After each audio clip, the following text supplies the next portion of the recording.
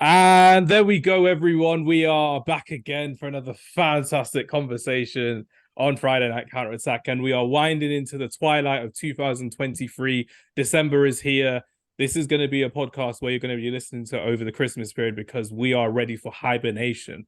And when we're ready for hibernation during the Christmas period, it can only mean one thing. Premier League football is at the biggest and its best as it is every year during the Christmas period with games every other day. And you know what?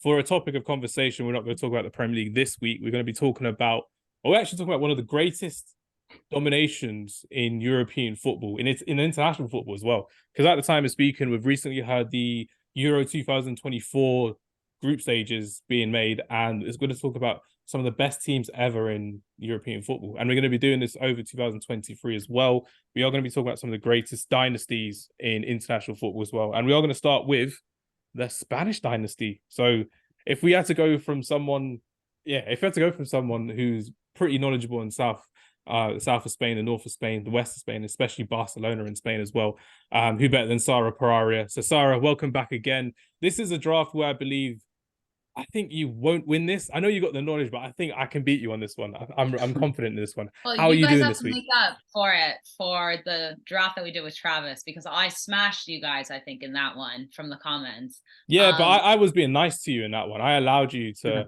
Nah, I don't know. There's no like. I'm not capping at all. I'm not lying at all. No, you absolutely won that one, which is great. You know How what are you? it is though? No, I'm good, thank you. I was gonna say with Spain especially, I feel like no matter who we get, all three of us are gonna shine because we are so lucky to be picking from such a quality group of players. It's looking forward to how many of the amazing players are coming through now at the moment as well. So even for one of us, if we picked a couple of current players, it'd be incredible to talk about as well. And you did mention there are three of us, and someone who's on for his first draft of the season. Oh, Salim, you're in for a tough one this week, my friend. How are you doing this week? And are you ready for your first 11-a-side draft of the season?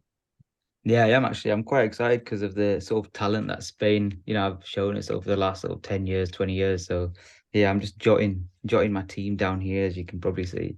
Nah, that's all good. I have even got a pen as well. I followed in Sarah and Travis's footsteps of always having a pen with me as well. So before we get into it, I need to kind of talk to both of you, mostly about the impact that Spanish football has had on modern football as well. So Salim, I'm going to come to you about Unai Emery, but Sarah, obviously have to start with the great Pep Guardiola about how he's influenced modern football in the way Spanish football was played back in 2008, 2010, and especially in 2012 at the Euros. Sorry, can you just repeat that? I feel like I just blanked. No, that's okay. I just want to know how Pep Guardiola's Spanish tactics and his influenced Spain in that great era of 2008 to 2012 in terms of how they played their game differently to everyone else in Europe.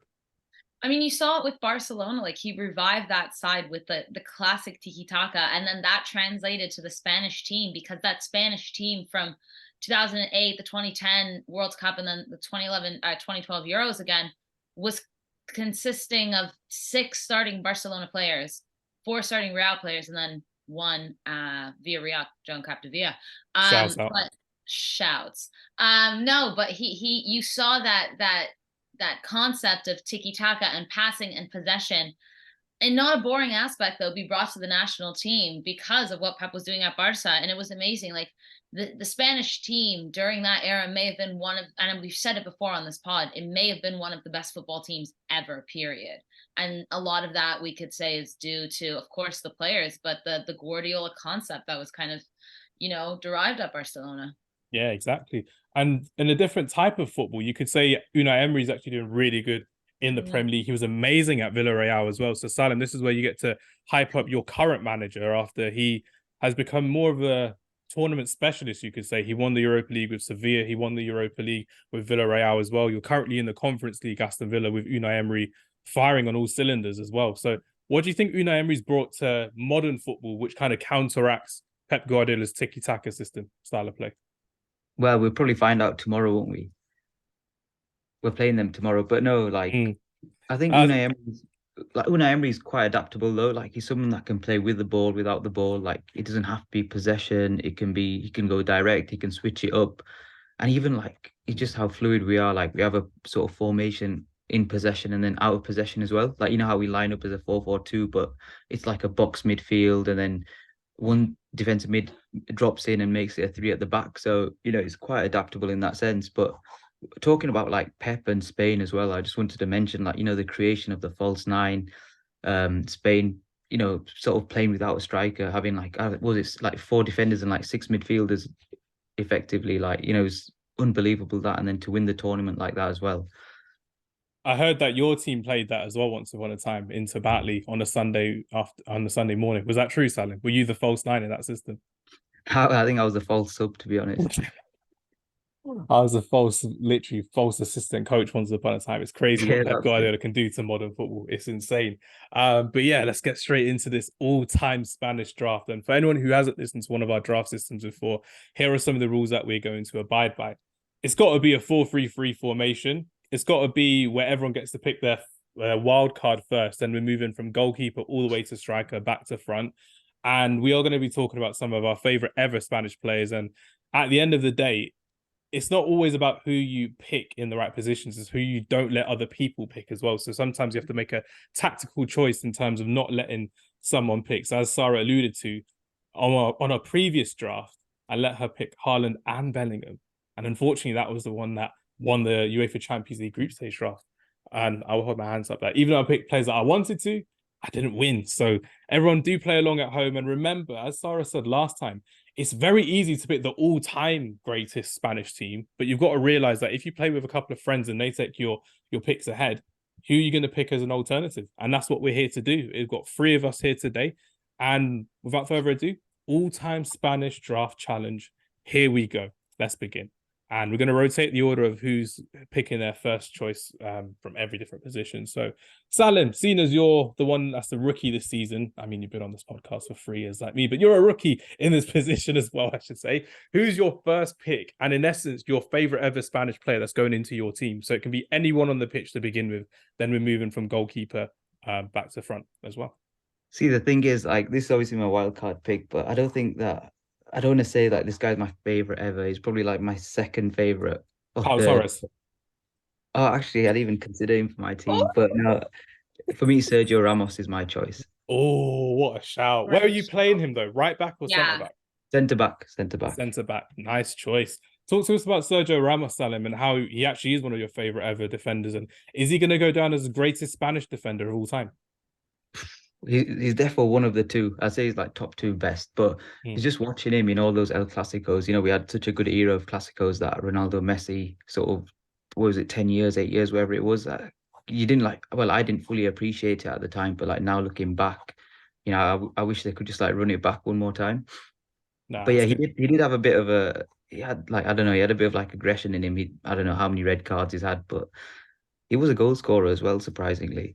It's true. I mean, with Sergio Ramos, he could take penalties, he could take free kicks as well. One of his most famous ever moments in the Spanish shirt is missing a penalty in a penalty shootout as well, which weren't great at the same time. Missed one for Real Madrid. But then, you could say clutch moments like Champions League 90, what was it, against Atleti? So 90 plus 3 at Atletico Madrid 2014. He's the kind of guy that you definitely want in your team, not the kind of guy you want to play against, if that makes sense. And you definitely stole him from my list. I'm pretty sure Sara had him in her list as well. So you said one of the 2 best defenders. I'll ask you later on about who your second defender is in that list as well. But yeah, nicely done with your Sergio Ramos pick there. Sara, by all means, where's your first pick going for this one as well? Why are you smiling like you knew I wasn't going to... I always offer the guest and our co-host first pick besides me. It's how I test my football knowledge at the end of the day. You knew I was going to come to you next, but who's your first pick? Well, I was thinking about it because I assumed you would give it to me. And so I'm looking at my list and trying to think a bit strategic. There's a few that I really want, but I'm going to go with Andres Iniesta.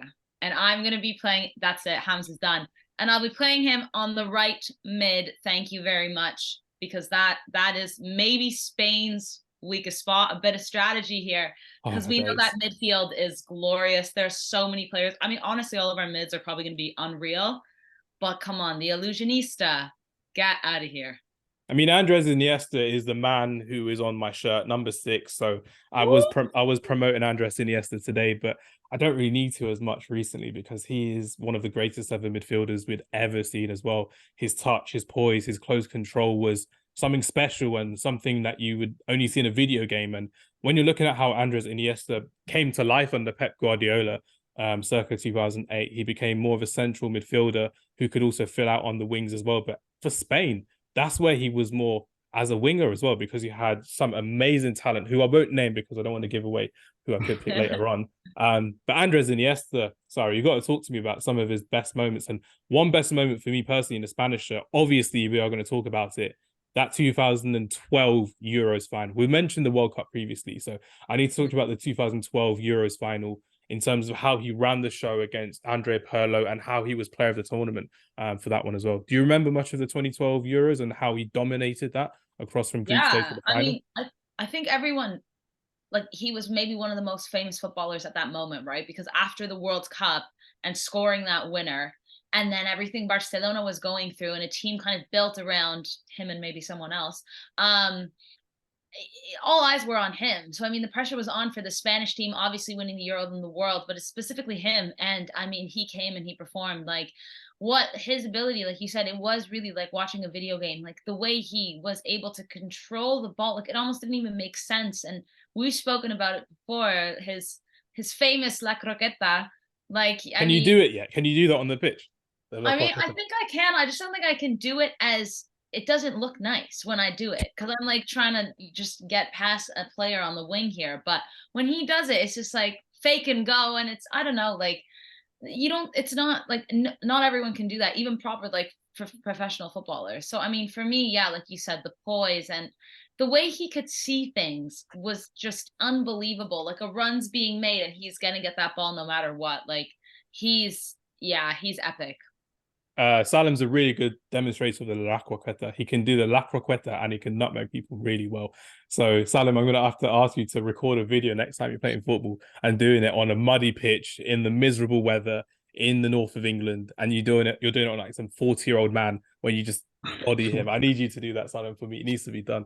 Because Salim is a very skillful footballer. And for me to pick my wild card, I'm going to also go for a very skillful footballer. And I'm going to go for someone I can't get my words out today. It's probably the freezing cold. In a strategic way, I'm going for someone who I believe is, I'm going to use a reference. He's a top boy. He's one of the top boys in world football, top boys in Spanish football. And I'm going to have to go to pick him out of the hat, David Villa. Yeah, I knew it was coming. I knew it was going to be that. I knew it was coming, but I think you've made a mistake already, my friend.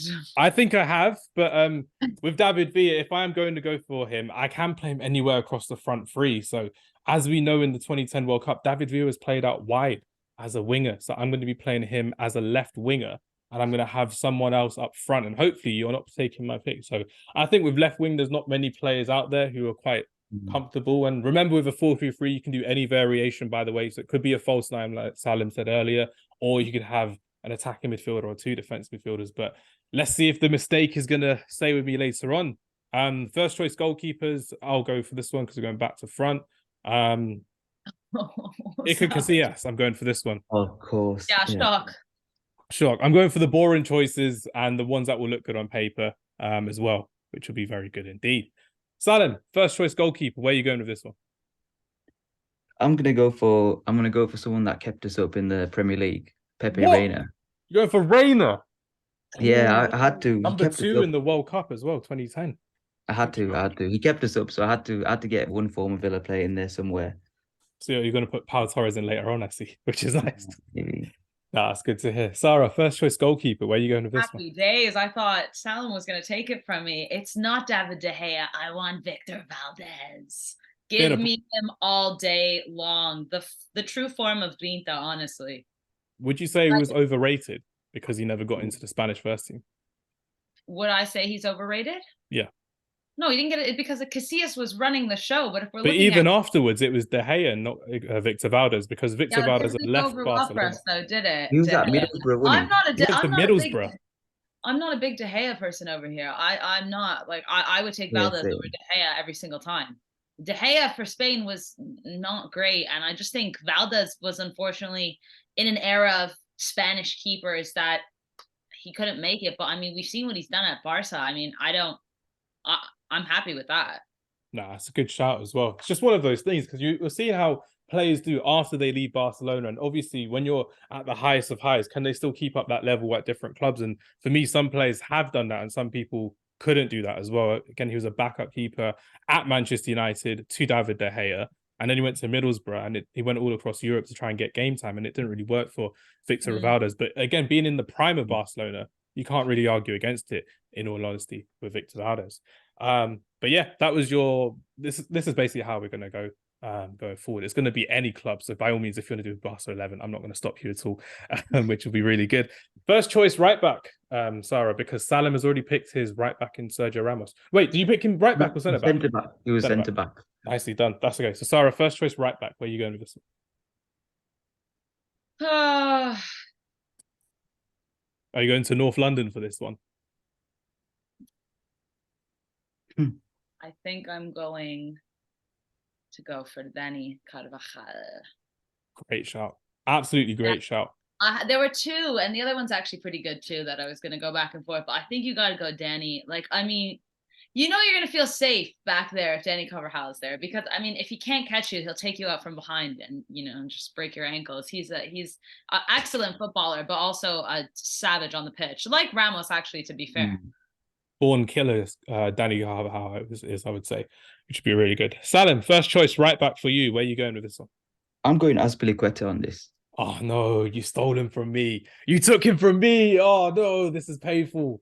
Oh, but you know what? Like he came to Chelsea. What did they pay? Like 7 million for him, and he was filling in at left back, and then sort of playing right back. Became club captain, won pretty much everything. So you know, huge ratings for him. Nah, good shout as well. With Cesar Azpilicueta, I'd probably say he's one of the Chelsea's best ever signings. Definitely an underrated signing, especially being £7 million for what is won at Chelsea Football Club. Champions League winner, Europa League winner twice, Premier League winner multiple times as well. He went on to become one of Chelsea's greatest ever defenders, and he'll probably go down as one of the best right backs, probably in Premier League history, because he was that good. And for £7 million as well, when you're seeing Chelsea spend so much money on defenders, midfielders, and strikers, when you're having these shrewd signings like Cesar Azpilicueta back 10 years ago, incredible deal from Roman Abramovich to get Cesar Azpilicueta into the team, which was great as well. Oh, this is tricky for me. Do I go for the pick where it looks good on paper, or do I go for the pick where I want to pick this player? And I think I'm going to go for a player where I want to pick this player because I think he doesn't get the props he deserves. Juan Fran from Atletico Madrid. I'm going to go for Juan Fran, Atletico Madrid, right back for a good number of years under Diego Simeone. Absolute warrior. Last week, we were talking about how he did amazing against MSN back in the Champions League in 2016. He never really hit the heights for Spain, always a backup fullback as well to Carvajal as well. But for his club form was excellent. So I'm going to happily go for Juan Fran for this one as well, which would be great. Right then, Salim's picked a centre-back. So by all means... my first choice centre back will be. Wait, you picked Ramos, didn't you, Salim? Right, centre back. Yeah, that's fine. Centre back for me, I'm gonna go for. No, there's a few that I want to pick, but this guy played left back as well. He also played full back. I don't know if I'm going to pick him properly. Nah, you know what? I've got to do it. I'm sorry, Sara. Carlos Puyol. Oh, that was mine. My heart. I've had to do it. I've had to do it. I had him as my captain actually. Oh, geez, you ruined it all. This is crazy. With Carlos Puyol, because he could play all across the back four, and he did it for Spain in different tournaments. He played the Champions League final 2009 at right back, which was insane. I'm just like, look at this guy. This guy is a warrior. We had a discussion on a previous podcast, and it was on social media, the clip, of who is the better defender of John Terry, Carlos Puyol, and Alessandro Nesta. And some people said John Terry, and I cringed so hard. I was like, you can't do this to Carlos Puyol. Absolute warrior. Sorry, we've spoken glowingly about him in the past as well.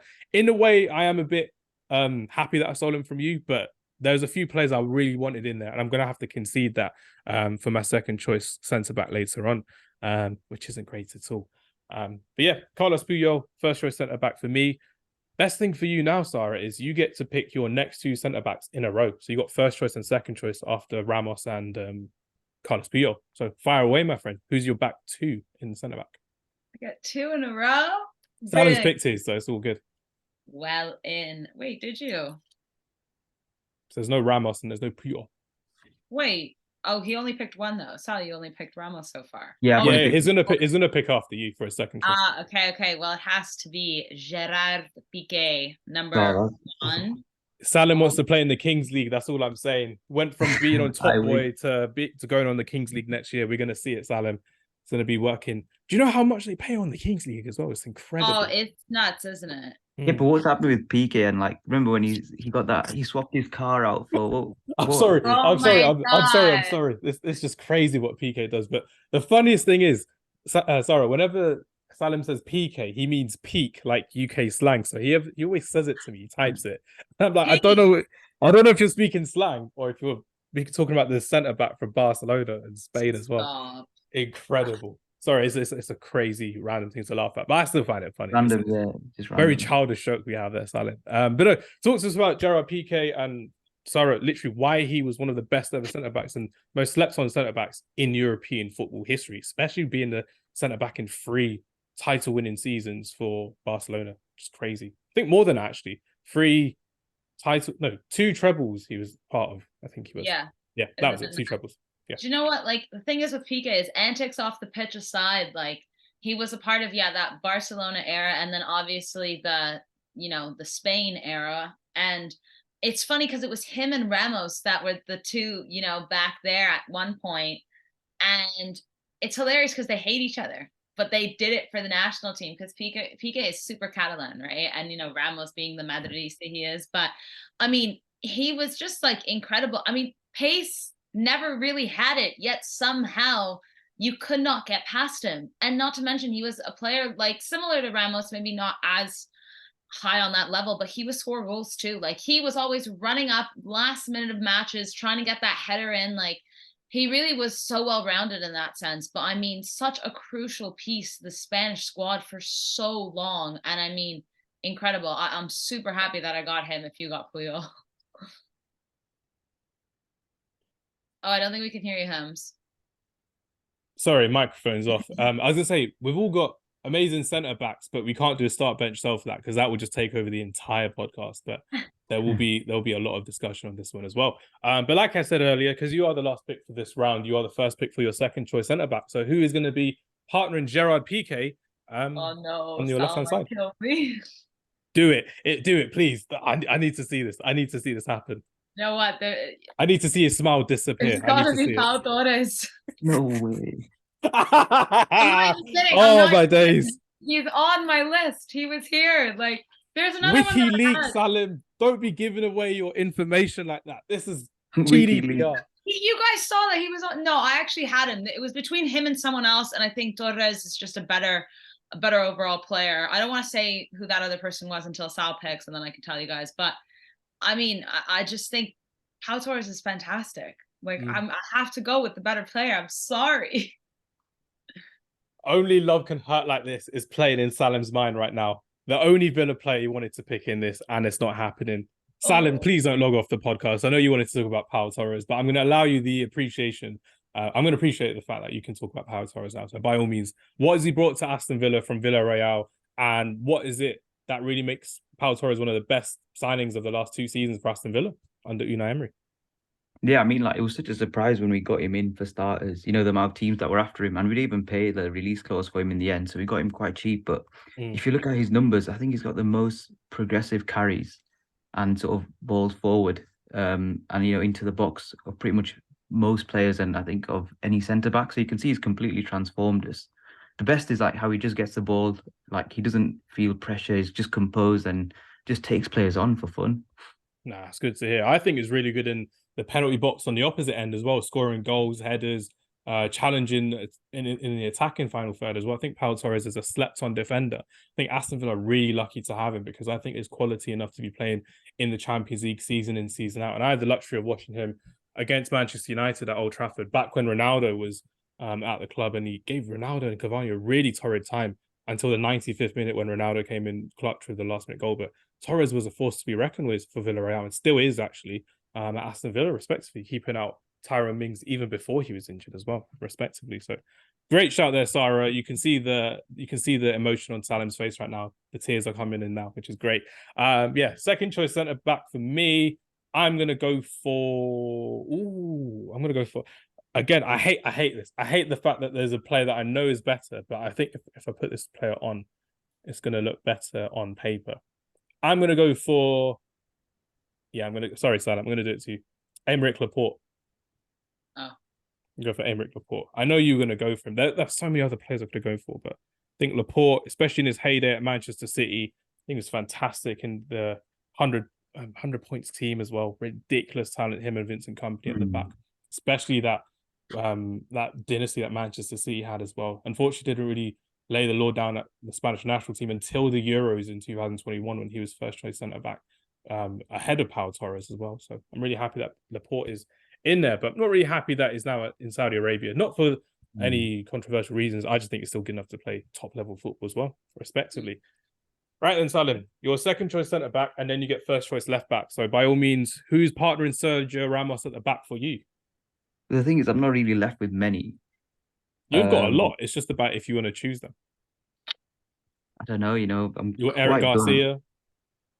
Yeah, I'll probably go with Eric Garcia then, to be honest. How dare you? There's so many better choices. There's so many better choices. Let him dig himself into this hole because he's not cooking. That's all I'm saying. He's not cooking. That's all I'm saying. Salim, you're better than this. You've lost already. I'll tell you that. You've taken like my first 5 choices. That's fine. That's the plan. That's the aim of the game. Actually, no, I don't want him. I want someone else. Actually. Go on, you got 10 seconds to choose someone else. Otherwise, I'm gonna be tactical. So I'm gonna play Rodri at centre back. Because he's done it for Spain. He's done it at the World Cup, and it was Sara's rule as well at the beginning. If they played in an international tournament. Yeah, that's fine. You're wasting Rodri back there, and that's just a terrible time. He wasn't okay. You know what? Take him. It's fine. It's fine. Playing him out of position, this is crazy. Oh, he's fine. These Spanish players can do anything. That's like not true. Except beat Morocco in the World Cup. Yeah. So yeah, it is what it is with Rodri as well. But go on, first choice left back, then. Let's see you redeem yourself with this one. We've got so many choices. Jordi Alba. Has to be Jordi Alba. I don't blame you for that one as well. But Rodri at centre back, that's still good. That's still going to hit a few emotions on social media later on, especially for people in our group chat as well. But Jordi Alba, we've heard glowing remarks about him as well over the last couple of months since Sara's been on the podcast. And I think there's actually no equivalent to picking Jordi Alba. So we've got to pick the best of the rest, Sara. Oh, no, we weren't like that. It was him and then it's the rest, And it's big levels. Yeah, and Jordi Alba did it for years at Barcelona. His goal in the 2012 final, Jordi Alba was insane running past that astute Italian defense as well. Incredible plays. One of the best goals I've ever seen in the final, actually, that Jordi Alba goal. Ridiculous. All right then, my turn for second choice left back, and I'm going to go for someone who hasn't really played. Someone who hasn't really played in the Spanish national team, but I'm going to go for someone who I really like watching, and I'm going to go for Alejandro Grimaldo for Bayer Leverkusen. He is my pick. I've loved him since I watched him for Man United, for Benfica against Man United back in 2018. He really should be getting more caps in the Spanish national side, but you've got a few talented left backs in there as well. So Grimaldo, for me, he's a free kick master right now at Bayer Leverkusen, and I think he's gone up a level under Xabi Alonso as well. Ridiculous the fact that Alejandro Grimaldo playing as a fullback and now as a wingback shows how talented he is. His pace, his tenacity on the ball and off the ball to win the ball back is an underrated trait for me, in my opinion, about Alejandro Grimaldo. I expect more to come from him over the next couple of seasons, and I really expect him to be the Spanish #1 left back at the European Championships, unless one or two come back from injury and actually make their way into the first team for their clubs as well. But yeah, Alejandro Grimaldo for me, first choice left back. Sara, where are you going with your one? Well, unfortunately for Grimaldo, he won't be the starting left back because that will be Alejandro Valde. Shouts to him. Not picking him just yet, though. I love him so much, but I'm picking Jesus Navas. Left back? He's played left back.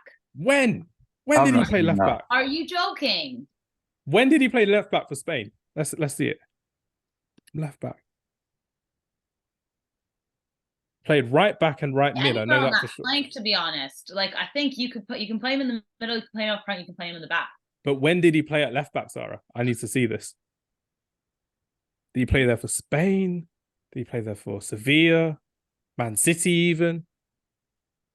Well, he became a right back. He became a right back for sure, but I don't remember seeing him left back or left mid. I don't know where it could be. I know he's a fullback, but he's definitely at right back. I'm confused myself. I feel like I was looking at too many lineups yesterday. So many Jesuses as well to pick. No, that's fine. That's fine. I think I've gone and confused that. I've also written the way I wrote my, like, don't look, but my list. It's fuzzy anyway, so it's okay. It's not, so yeah. All right, so that's fine. Then I'll go Joan Capdevila, and I'm happy about that. World Cup winner as well. Euros World winner. Cup, Euro, and like I said, the only player out of that World Cup team that was not a Real or Barcelona player. Villarreal representing. I mean, the pressure was on for him. Like, can you imagine that locker room? Like, you're just kind of in between all these major players. But he was so underrated because there were so many superstars on that team, but he was immense for Spain, extremely important and part of that era. So yeah, listen, Balde is a great shout, and I'm very excited watching him, but I think I got to go with a little bit more of some experience here. Football heritage, Joan Capdevila as well. Talented player and could shoot from quite far as well for Villarreal. So nicely done there. Right then, Sara, you told us earlier that Andres Iniesta is going to be your right winger in this 4-3-3. How are you setting up this 4-3-3? Are you going to go for 2 defensive, 1 attacking with a false 9? What's your formation looking like? Because you're going to be starting us off with your first choice centre mid, and then I'm cooking and you guys are done. I don't think so. I don't think so at all. I mean, listen, we are now in the peak of this podcast because Spanish midfielders we have too many of them. So I mean, we could do a top 10 list of Spanish midfielders of all time. It'd be incredible. Absolutely. Well, with Iniesta on the right, we'll probably do the center attacking mid and then whoever on the left. And so that has to be one person who partners very well with Andres Iniesta. Oh dear. Xavi. Xavi, Iniesta, PK. Right, I have Xavi and Iniesta. I've won with that, which is crazy. It's looking long for us, Saalim. I can't believe I have Xavi and Iniesta. That Iniesta pick at the beginning was very vital. good. It was vital to this draft as well. Saalim's looking on Google for better suggestions now, which is great. But no, you got Xavi in the team, which is great. Saalim, first choice centre mid for you, and why? Where are you going with this one? Ooh, I'm just gonna go in centre mid, and I'm gonna go Fabregas. Oh, I think Fabregas. He's probably my favorite. I think probably my favorite Spanish player of all time. Talk to us about Cesc Fabregas. What did you like about him at Arsenal and then at Chelsea, and even for Spain, playing as a false 9 sometimes as well? What do you like most about Cesc Fabregas, Saalim? I don't know. It was just like he could just assist anyone. Basically, it was a bit like Ozil. Well, it was not like Ozil. It was a bit different to that, but being able to play that false 9 position as well, like not even a striker, playing as like an attacking mid. I feel like he did sort of lose a bit of pace towards the end, but I remember just watching him for Chelsea, you know, just when Mourinho brought him back, and he was just like over the top to Costa, through ball to Costa, and big part of that title they won that year. Yeah, amazing play he was for Chelsea. Went up a level in a way. But I feel like he deserved a Champions League though. That was the funniest thing about Cesc Fabregas. That's the funniest thing. When he moved to Barcelona, they were European champions after winning in 2011. And then when Cesc Fabregas then left Barcelona, the year after, Barcelona were champions as well, with Ivan Rakitic being his replacement. So it was always away from the Champions League final, wasn't he, Cesc Fabregas, since 2006, when he lost with Arsenal in Paris against Barcelona as well. He was quite young at Arsenal as well. Like, you know, he made captain quite young as well. I remember once we were playing against Arsenal, and it was 0-0 Arsenal Villa at the Emirates, and it was just like a normal game, and Fabregas was injured, so he was on the bench, like carrying a knock, and they brought him on, scored a free kick, got an assist, and then subbed him off. He was only on for like 10 minutes, and they were like, you know, for emergencies only, and that's how good he was, to be honest. That was it. Cesc Fabregas was a cameo sub, one of the best substitution appearances we've ever seen in the Premier League. When he was injured, comes on at half time, scores 2 goals, gets subbed off before full time because he just won the game single-handedly for Arsenal against Aston Villa. Amazing player, and his trickery off the ball as well. His off the ball runs are incredible. The fact that Cesc Fabregas could do it in multiple positions as well, and you've got him in your team, and you've both stolen Xavi, Iniesta, Fabregas from me. Oh, this draft is not looking like a good idea right now. I may have played myself, DJ Khaled. Unfortunately, this isn't great. But yeah, I've now got 2 picks in a row, but I've got the best of the rest in a way. So I could rather go for the best players, or I could just go for players who I think, you know what, I've got to throw them in. I'm going for 4-3-3 with a number 9 up front. So I'm going to have 1 defensive midfielder and then 2 centre midfielders who will be floating. First one, Xabi Alonso. I've got to pick Xabi Alonso in this team. I knew you were going to take it. I knew it. I needed him. World-class midfielder Xabi Alonso was as well. His range of passing was undoubtedly one of the best we've ever seen in modern football. The fact that he could do it so consistently at teams like Liverpool when they weren't at their best, at Real Madrid when even they weren't at their best, for Bayern Munich when even they weren't at their best. He was always head and shoulders in terms of class, in terms of quality, in terms of assurance on the ball as well. And with Xabi Alonso, I really believe that he's one of the most underrated players we've ever seen in Premier League football as well. Because when people talk about the best ever midfielders in Premier League history, Xabi Alonso's name never comes up in the top 5 or top 10 list as well, which is really insulting to his quality on the ball as well. And it was a big reason as to why basically Spain was so successful in 2010 and 2012, because they really changed their way they played in that era as well. They used to have someone else who was there, and then they brought Alonso into the middle. Xavi was further forward. Iniesta was on the wing because they wanted to accommodate having Xabi Alonso in that team as well. So yeah, nicely done. Xabi Alonso is my first pick. Second pick, do I go for a favorite? I mean, we've already lost Saalim, so we're going to go for vibes to this. Actually, unless you got something out of the bag. But centre mid for me, remember, I've got two midfielders who I think is going to be good fun. So if I'm going to go for the fun of it, I'm going to go for Guti for Real Madrid. I'm going to go for Guti as my second midfielder in this one. He'll be playing a lot more further forward with this one. But Guti was someone who, when you're looking at someone in a five-a-side pitch as a footballer, if you were to ever see him on a five-a-side in a small pitch, he would be doing amazing for the game of football. His close control, his possession on the ball was incredible. 3-time Champions League winner for Real Madrid, 5-time Spanish champion as well. So if I'm going to go for someone who I think deserves a bit of flowers as well, with Guti, again, probably before our time, I'd say, respectively, but I really enjoyed watching him. And unfortunately, the Spanish team around him weren't as great. And just kind of like we said before, he wasn't the superstar at Real Madrid. He wasn't a Galactico. He was an academy player coming through as well. And the fact he did so much for Real Madrid over the years, even before their greatest era happened in the mid-2010s, I would say, in the Champions League. Top baller, 46 goals in La Liga history for Guti as well. He scored 16 goals in the Champions League.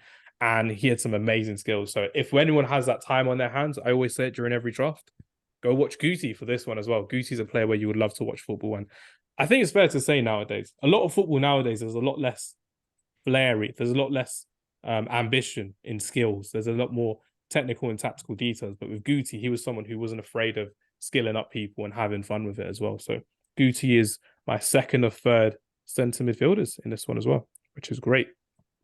All right then. Where are we going with this one? Saalim, where are you going for your next centre midfielder? It's partner, Cesc Fabregas. So I've got a defensive mid and then like another just floating midfielder, but I'll just go for the defensive mid first. So I'm going to go Sergio Busquets. Shock. Had to. So that sort of breaks that Xavi, Iniesta, Busquets link that, you know, you would have got. So yeah. I know. It's more like a game now as well. I was literally just like waiting, and I was like, surely they're not going to let me do that, because then I could pull Busi back and put Xavi and Iniesta in front of him. If you ever like watch Busquets clips, like, you know, he didn't even have pace, but you just couldn't get near him. Like, he just used to just move the ball away and he was just gone. He was such a clever player, and he was a different type of defensive midfielder. A lot of defensive midfielders nowadays play like Sergio Busquets because of how well he dictated the game from the middle of the park as well.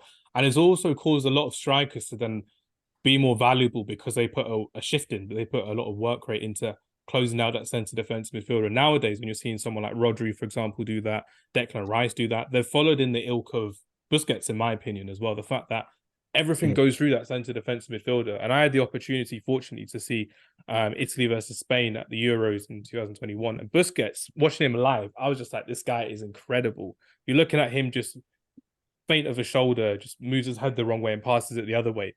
That's how you off-put an attack from pressing you. And it wasn't by pace or by power.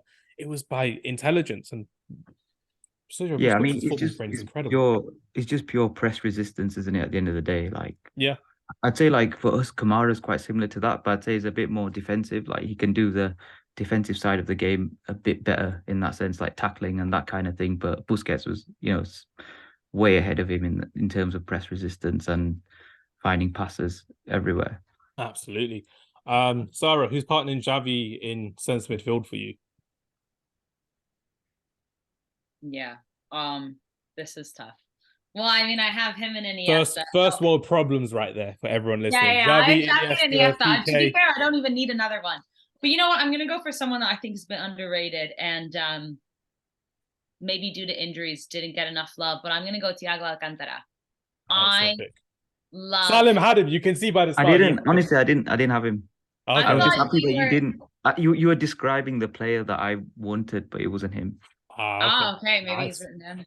Yeah. Listen, I think we weren't able to see as much of Thiago as we wanted to, with his injuries. But whenever he comes back, even now at Liverpool, like when he plays, like he still has it. And he has this ability to, the swing balls he has to switch the pitch. I mean, one of the best I've ever seen. He's so clinical. And I mean, when he was in his prime at Barcelona, at Spain, I mean, like Bayern Munich as well. Yeah, that's true. He went there and he smashed. Like, he's an incredible player. And I think under Xavi and Iniesta with him, I think my midfield right now is breaking ankles. Like, that is very technical, those three. So I'm happy because I was also thinking, like, who would work well with these two? Not that I think they'd make us shine even if we played with them. Could be an NPC in that and they'd be shining as well. It'd be incredible to see as well. So you've got Xavi, you've got Thiago Alcantara, Salim, you've got Fabregas, and you've got Busquets as well. So third choice centre mid, Salim, go ahead. Third choice centre mid, where are you going with this one? I was gonna go. So he's, as you described him, I'd say underrated. Injuries cost him a lot, but extremely. Don't do this. Player. Don't do this. I know who you're take picking. Corners with both feet, free kicks with both feet. Oh Cazorla. no! Oh, why? Why are you going for Santi Cazorla? Man? Incredible player. Santi plays like left wing. He played centre mid for Arsenal. He played centre mid for Arsenal.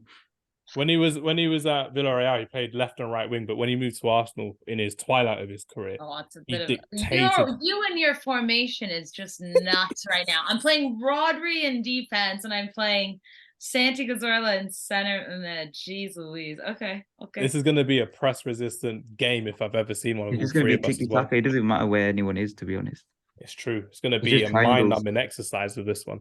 Talk to us about Santi Cazorla, Salim. What made him shine at Arsenal?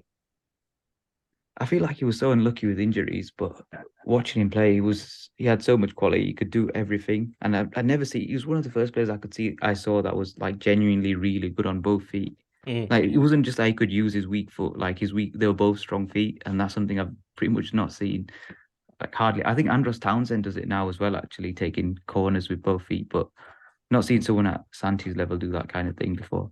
Usman Dembele taking penalties with two different feet is crazy to see. What he really did as well. But that completes your midfield. Sara, where you going with your... Yeah, because you picked Iniesta for your right wing, we'll go for your centre mid now.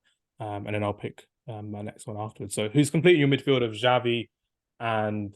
I have it. Xavi, Iniesta, and Thiago. You said Iniesta was on your right. So are you going to go for him in centre midfield now? Sorry, I put him right mid, not right wing. So he's right centre mid.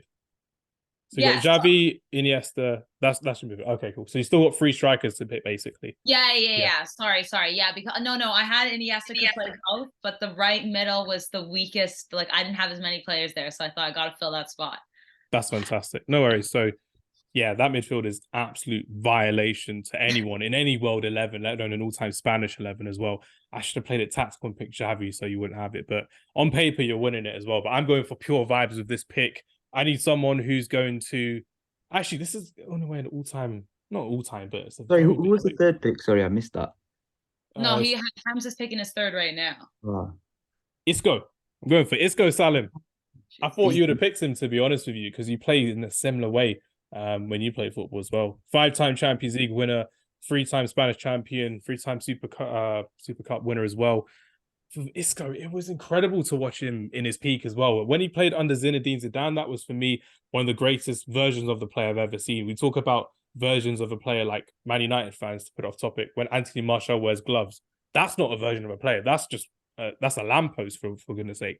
Isco under Zinedine Zidane in a 4-4-2 diamond with Isco behind Benzema and Ronaldo was a problem. He was incredible when he had the right coaching, the right ability on the ball, the right mentality under him as well. He was surrounded by superstars at the club as well. He's surrounded by leaders, and for Isco to be in my team, it would be very silly not to have him in. But there are some amazing midfielders that we've left out as well, respectively. So, yeah, Isco for me. We're going to do our shout-outs after we wrap up. Yeah, yes, we'll do Honourable mentions will be on later on, which would be great. But Isco is the fact that he could have been worth £100 million if he continued at it as well. He could have been still at Real Madrid if he continued at it. But realistically speaking, though, he's someone who I think is absolutely fantastic, and his prime is something to be celebrated and enjoyed as well, which is incredible. So, yeah, for vibes now, this is going to be good fun. So we're going right wing, striker, left wing. And as you heard earlier, David Villa, who my wild card is, he's on the left wing for me, respectively. So, Sara, by all means, begin with your right winger. And where are you going with your right winger? I am so pleased with this because I'm taking David Silva all day. I'm coming for you. Salim, you knew I was going to pick David Villa. You know I'm not I just put a massive cross through it because I'd say he's the best Spanish player to play in the Premier League. Absolutely, he's incredible. The fact that he did it for such a long time in different positions under different managers at Manchester City, the fact that Man United could have signed him the season before he went to Manchester City and we didn't, is embarrassing from Man United's point of view. We signed Gabriel Obertan, whatever happened to him. But yeah, David Silva, incredible player. Sara, talk to me about how David Silva was crucial in that Euro 2012 championship win as well, and how he became one of the most spoken about players, not just in Spanish football, but in English football, as being so loved and adored for his technical ability on the ball. Yeah, they need to build something outside the Etihad for him. Honestly. Oh, they have. It's an awful statue. The statue is terrible. I will take a picture of it next time. It's awful. It's the worst statue I've ever seen in my life because they made they have one for Aguero too. Aguero, Silva, and company as well, isn't it? Yeah, but they haven't made one for Yaya Toure. Oh yeah, they should. They have to. Listen, David Silva, Real Sociedad blood. Like, you love that. It goes back to that. Like, I love those kind of stories too. But he's such a creator, right? Like, I mean, that Euro, like the ability to just get the ball where it needs to be. I mean, I think he just is so skillful and so talented, and the ability to be able to perform in La Liga at the international stage and in the Premier League, like versatility, he's got it. Everywhere across the pitch, he would have an influence on it as well. And it goes to show that, annoyingly for David Silva, he never won the Champions League at Manchester City, but he was a big focal point in them becoming a big dynasty in terms of world football. Their dominance in the Premier League was very much influenced by David Silva's attacking traits, and it goes to show how talented he really was on the ball and off the ball as well. Incredible talent. Salim, right winger, where are you going with this one, seeing as David Silva is stolen? So I'd say kind of another Spanish talent that was in the Premier League. A bit like Silva, but not the same. I feel like he was harshly treated. And you know, his goals and assists were really good, and he got forced out. If he didn't get forced out, he would have been so much better in the Premier League. But Juan Mata. Why? And the move to United was bad as well for him, to be honest. Oh, Paloma Faith is playing now in my mind. Only Love Can Hurt Like This. We're not sponsored by her, but that is a song that rings dear in my mind as well. You know, Juan Mata won the league in Japan in his first season in Japan this season with Vissel Kobe.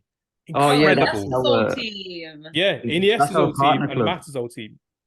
Crazy talent the boy had as well. He did work Galatasaray last season, but honestly, Salim, you're right. The move to Man United kind of hindered his career because he played out of position a lot for Manchester United, and it never really worked for him under Van Gaal. No, it worked for him under Van Gaal, but it never worked for him under Moyes, under Mourinho, or under Ole Gunnar Solskjaer as well. But Van Gaal was probably where he got the best out of him, respectively. And Juan Mata, like you said, his free kicks were incredible. Set pieces were unbelievable as well. That overhead kick at Anfield, what a moment for Juan Mata. He's always going to be a cult hero for Manchester United fans for scoring 2 goals at Anfield, and it goes to show how talented Man United fans, how talented we appreciate Juan Mata, because his talent was at the time above us in a way. He could have been playing for anyone in Europe, but he remained loyal to Manchester United, and it goes to show how Juan Mata, I thought you were going to forget about him, I'll be honest with you, but you picked him, and the fact that Juan Mata's now won a league in Japan is incredible, and I'm really glad that he finally got his league title. He didn't get one with Chelsea, he didn't get one with Man United, obviously, but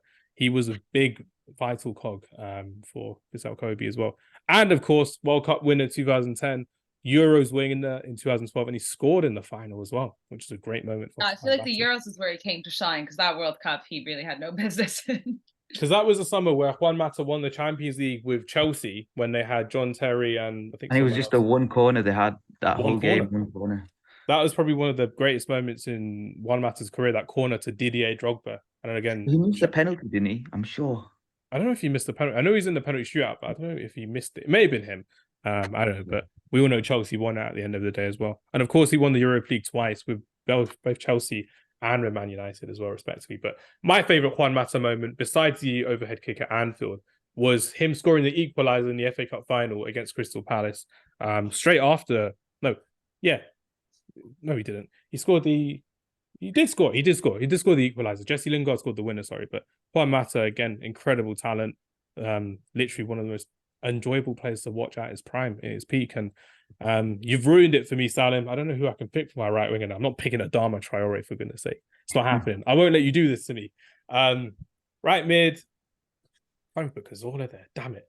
I'm going to take a hit. I'm going to go for Joaquin, Real Betis legend. That was the only option. I would have been pissed if you didn't. We have to just shout him.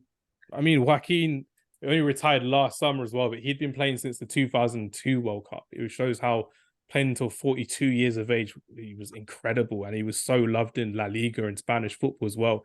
He was there from the old dynasty in terms of how well you can play as a right winger for so many years. And Joaquin is someone who, if you're watching football now and you're watching how people will play until 40, 41, Joaquin was the original to do it, because he started in an era where sports science was at zero, was at nil in professional football, and there was a culture around, a stigma around like doing yoga after training or doing extra training after training. And Joaquin was someone who wanted to play as long as possible at the top level, and he did. So nice shout there for me, I would say. Left winger, I've already picked David Villa, so it's fine. So striker, first choice. Well, my first choice is to complete my team. I'm definitely not going for a certain Chelsea striker. I'm not going to allow it. I'm not going to allow it, Salim. I'm going to leave him for you. You can have the Chelsea striker. I'm going to go for someone who, I think, you know what? If you don't love this player, you don't love strikers, you don't love natural ability on the ball, and you don't love scoring goals. He was someone who just reminded you of just scoring goals when you would say his name. Raul. Going for Raul as my striker. He could technically play as a number 10 because he did for Schalke, but Raul, Joaquin, David Villa as a front three, don't mind it at all. He also played in the USA as well. Played for New York Cosmos, apparently. Isn't that strange? Yeah. He was also big for Schalke when he got them to the semi-finals of the Champions League. He was teammates with Manuel Neuer, which was incredible. But with Raul, sorry, this is where I'm going to come to you for this one as well, because Raul at Real Madrid, you had a young Carlos Puyol as well. Was it unfortunate timing that he retired at the wrong time before the dynasty of Spain erupted, really, in 2008 when they won the Euros? Because he was one of the players that was phased out to bring in this new way of playing, this new style of playing for Spanish football. What would you say, Sarah? It's hard to say, right? Because, I mean, he was phased out and then Spain won everything. So I don't think they've made a bad decision. I think it was just a matter of unfortunate timing, you know, when his career started and when it ended. But Raul still goes down as one of the best Spanish players because of what he did with Real Madrid. Exactly. So, I mean, it's not the dynasty and the you know, like his legacy is still there, but it's more related to Real Madrid than it would be, let's say, with Spanish football, as like with the national team. But yeah, it's a weird one because Spain with their strikers, they went through a really good period, and now it's kind of like it's just not comparable. It's no golden era is the nice way of putting it, really. It's not the golden era. They were good for like so long there. I'm not going to say any names just yet, but you know, like for 10, 15 years. And then it's been the struggle. It's been their biggest concern over the last, 4 or 5 years, because they don't have that player that is that natural striker that is just going to ping those goals in. Maybe they should go back to a false 9 again and see how that goes. That could be a way forward at the Euros next summer as well, respectively. Excuse me. But yeah, Raul, 228 goals and 550 appearances in La Liga, which was incredible. One of the highest goal scorers in the Champions League with 71 goals in 142 appearances. It goes to show how talented with Raul. He won 3 Champions League. He scored an amazing goal. I think it was against Valencia in one of the Champions League finals as well, respectively. He was top scorer 5 times, Spanish Footballer of the Year 5 times, Spanish champion 6 times, Champions League winner 3 times. Xavi is incredible. Iniesta is incredible. But I personally, if you don't talk about Raul as one of the greatest Spanish players of all time, I know all of us here respect it and respect Xavi, Iniesta, and Raul. I still personally think Raul, being the Prince at Real Madrid, is one of the greatest players we've ever seen come out of Spain as well. Now he's coaching at Real Madrid in their academy, respectively. So, yeah, got to throw Raul out there, and that completes my team, I should say. So, Sara, first choice striker, where are you going with this one? El Nino. Oh my God. You cannot blame me for that, because he's taken Villa away from me and then put him as a left wing, God forbid. But it's fair, Raul, I get it. It has to be Fernando Torres. Like, he was the player that I didn't want to mention, but it went from Raul to Torres to Villa with Spanish strikers just so fluidly. I mean, oh God, you love him. He was also like the player you watched growing up. I feel like he was like the guy. I don't know. I have such an admiration for Fernando Torres. Also, kind of off topic, but have you guys seen him lately? He's a brick wall. Yeah, he's hench now, isn't he? UFC fighter. Yeah, it's mad. And still coaching as well at Atletico Madrid. Yeah, didn't he get like sent off in a game between Atleti and Real, like kids or something?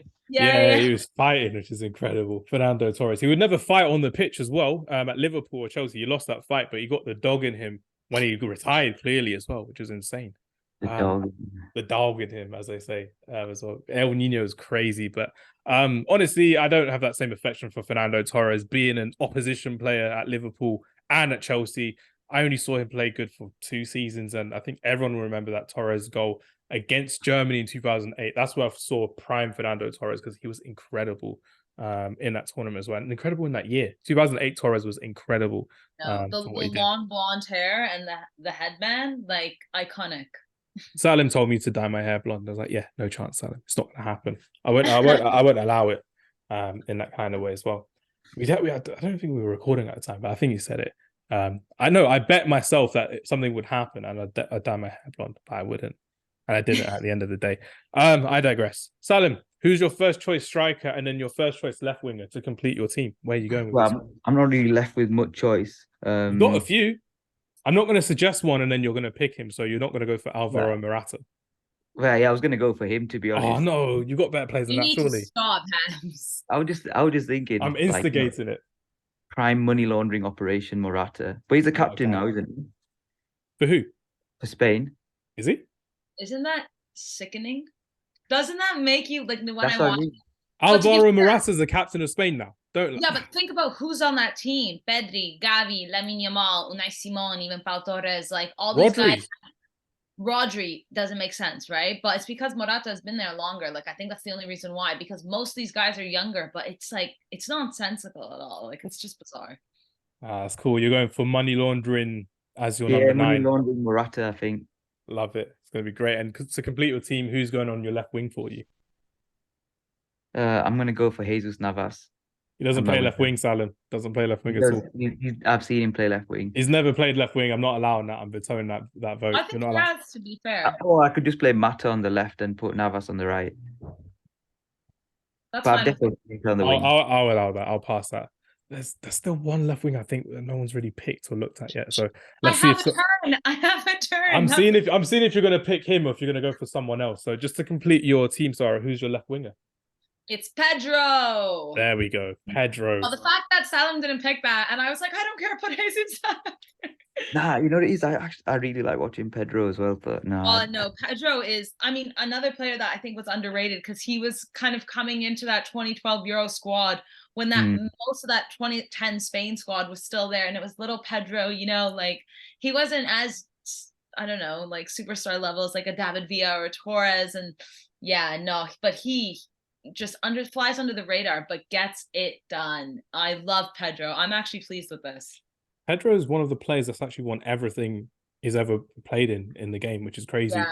World Cup, European Championship, Champions League, Premier League, La Liga, the domestic cups in Spain, domestic cups in. I think his problem was his problem was the sort of amount of talent that was around him.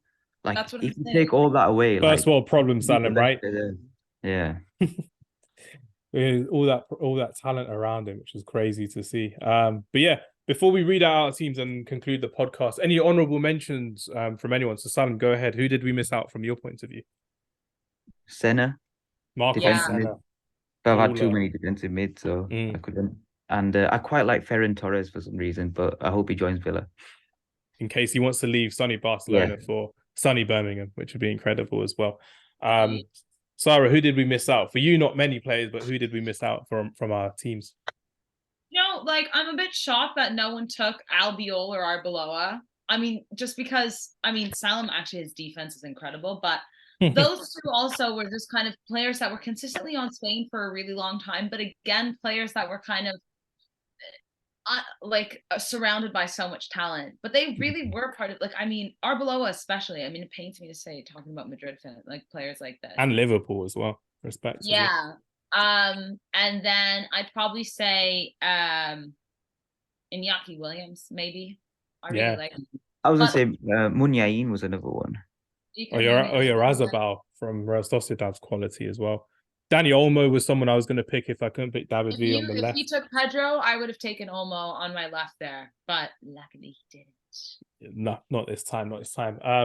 Fernando Hierro, I could have gone for him as a centre back. I probably should have, but I didn't. Carlos Marquena, team of the tournament, I think 2008 Euros, incredible centre back he was as well for Valencia.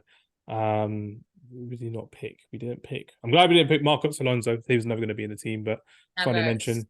Sorry, Pedri, Saul, Pedri, Gavi, not pick them as well. Okay, yeah. Yeah, I was going to say Saul and Koke, because Pedri and Gavi to me are still coming up. I love them. Listen, they're on both of my teams here. Don't get me wrong, but I feel like we all kind of we knew what the assignment was. We weren't out here picking Lamine Yamal and stuff, even though I love him. We kind of went for players that have established themselves properly into the Spanish team, and that's just because these guys will be in 10 years. This will be that. They will be that. I personally would have picked Pedri or Olmo. They were in my list as well as backups, because I really think that Pedri, he was quality in that Euros as well. Remember, he played the Olympics straight after the Euros, and kudos to him as well. 17, 18 years old at the time. Incredible talent to do that, and especially the drive to do that. Especially was really, really good. But yeah, those are kind of the honorable mentions. I'm pretty sure we missed a few of them, but it doesn't matter anyway, which ain't great. So let me read out my team. In goal, Iker Casillas. Back four of Juan Fran, Carlos Puyol, Aymeric Laporte, Alejandro Grimaldo. Midfield three of Xabi Alonso, Isco, and Guti. Front three of Joaquin, Raul, and David Villa. A mixture of current players, former players, and former World Cup winners as well, respectively. Saalim, do us a favor and read out your team, s'il vous plaît. So in net, I've got Pepe Reina, and then across the back four, Azpilicueta, Sergio Ramos, Rodri, and Alba. Crazy. Then a midfield three of Fabregas with Busquets sitting, Cazorla, and then a front three of Mata, Morata, and Navas. I'm still annoyed you picked Juan Mata. That would have been my man on the right, which would have been great. Sara, do us the honor of sharing your team for us, please. Yeah, Victor Valdez in between the sticks, Dani Carvajal, Piqué, Pau Torres, Capdevia. In the middle, Iniesta, Xavi, and Thiago. And up front, David Silva, Fernando Torres, and Pedro. Saalim, it's about time you make a lot of fake Instagram accounts, and we make sure that this poll is rigged, because there's no way in hell we're winning this organically. Guys, wait, who do you actually think has the best team? I'm sorry, Hamz, it's not you. It's definitely between My team's better than Saalim's, I'll tell you that for sure. I don't think so. Puyol, Casillas, Raul, and Isco as my spine. And midfield is pretty, his defense is the best defense, and his midfield is second after mine, but that's a great Xavi, Busi, and Santi in the middle is, not Xavi, sorry, Cesc. Fabregas, yeah. Yeah. Guti, prime Isco, and prime Alonso. That can take on any midfield. Prime Isco was a month. It was 2 years under. It was one Champions League final. I don't know. Knockout football as well is crazy. And remember David V and Raul up front. That's a crazy. No, that's where you get us with those two up front. But I don't know. I feel like I've got the best keeper. That's all I'm saying. I've got the best keeper, so I'm happy with that. And potentially the best centre back in Carlos Puyol. Controversial shout. Saalim, that was your second choice centre back, wasn't it? After Ramos. Yeah, it was my second choice. Oh yeah, that's true. There are individual battles. If I picked Hierro, it would look best on paper, but Aymeric Laporte, remember, his Man City days, incredible as well. But yeah, this is something for our audience to decide as well, which team is the best. And I think we've all done a really good job, and especially because it's a different type of draft. If I'm right in saying, Sarah, it's the first time we've actually done a country draft as well. And with the European Championships coming up, to build up to next summer. We will be doing more of these, and there will be more where Salim's got the better of the both of us, and there'll be times when I've got the better of both of us as well. If I stop picking with my heart instead of my head, I'll win this easily. That's all I'm saying. There are times when I just pick. It's about picking with your heart, though. Really, it's what these players mean.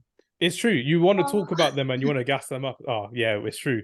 It's so true. Otherwise, I would have picked Xavi, I would have picked Busquets, I would have picked them as wild cards. But yeah, it's true. It's going to be very difficult. But before we wrap up the podcast, I want to say everyone's done an excellent job, amazing job, and I'm really annoyed I never got to flaunt Andres Iniesta because I've been speaking about him loads when I've been wearing his kit.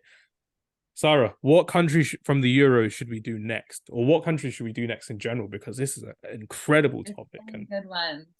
I feel like France would be great, like Spain, because the amount of players would just be incredible. 3 World Cup winners, all-time greats. If we got one of each, it's going to be crazy. Italy, I think, would also be really fun, but Italy's kind of been poor the last 10 years. Yes, that's true. So, I mean, I don't know. I think it would get a little snippy between that. But I think what you guys should do is in England all time. I don't want to be a part of it. No, you're a part of it. We've played your game. I'm not. We've played your game. Now you have to play our game. England, I don't want it. You guys take them. I want none of that. I want to host it. I want to just be there and watch you guys just go absolutely berserk between one another, because I think that would be hilarious, especially because you guys are all such diehard fans of different clubs too. So that's going to come into play. I want no part of it. I want to just sit there and enjoy it because I think it would be hilarious. Saalim, what about you? Would you be down for an all-time England draft? I would, but I'd rather do France, to be honest. France is where the level playing field comes into play, because none of us have got an affiliation to it as well. I think we'll get Travis on for the England one as well, because he'll put like Tom Huddleston at centre mid or Michael Dawson at centre back. Full Tottenham team he will do, which will be incredible.